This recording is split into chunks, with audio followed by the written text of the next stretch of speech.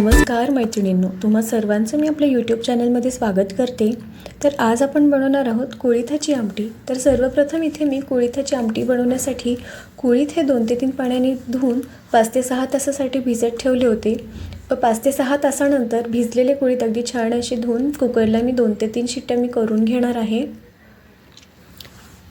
व एका साईडला आता भाजीसाठी लागणारं वाटण आपण रेडी करूयात। इथे मी 2 कांदे, सुकं खोबरं, हिरवी कोथिंबीर तसेच लसूण घेऊन मी याचं वाटण तयार करून घेतले। तर आता आपण भाजीसाठी लागणारा मसाला फ्राय करून घेऊयात। तर इथे मी एका कढईमध्ये तेल टाकून तेलामध्ये हा केलेलं वाटण टाकून छान असं फ्राय करून घेते। हे वाटण फ्राय करतानाच यामध्ये आपण धणे पावडर, गरम मसाला, हळद, लाल तिखट, थोडं हिंग टाकून छान असं फ्राय करून घेणार आहोत। व हे मसाले छान असे फ्राय करताना कढईला खाली लागू नयेत म्हणून यामध्ये थोडं पाणीसुद्धा ॲड करणार आहे। अशा रीतीने आपला मसाला अगदी छान असा फ्राय करून घ्यायचा आहे। मसाला फ्राय होताना मसाल्याला कडेने तेल सुटायला लागलं की यामध्ये आपण वाफवलेलं कुळीथ ॲड करणार आहोत। तसंच या भाजीमध्ये आपण गरम पाणी जे टाकणार आहोत तर ते कुळीथ भिजवतानाचं जे पाणी होतं तेच आपण इथे वापरणार आहोत, जेणेकरून कुळीथामध्ये जे पोषण तत्व आहेत ते कायम टिकून राहतील।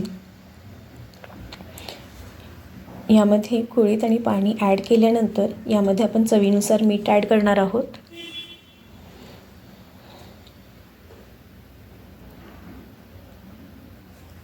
व भाजीला छान अशी उकळी एक काढून घेणार आहोत। मैत्रिणींनो, आपल्या शरीरासाठी कुळीथ हे फार इम्पॉर्टंट आहे। कुळीथामुळे आपलं हिमोग्लोबिन वाढतं, आपली हाडे मजबूत राहतात, तसंच ब्लड प्रेशरसुद्धा नियंत्रित राहतं। आपल्या बॉडीला कुळीथामुळे असे फार फायदे होतात, त्यामुळे सर्वांनी आपल्या जेवणामध्ये कुळीथाचा वापर केला पाहिजे।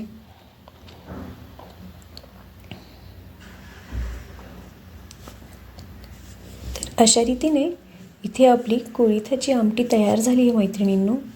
कोणी याला कुळीथाची आमटी, कोणी हुलग्याची आमटी याला म्हणतात। ही कुळीथाची आमटी गरमागरम भाताबरोबर, भाकरीबरोबर एक नंबर लागते मैत्रिणींनो।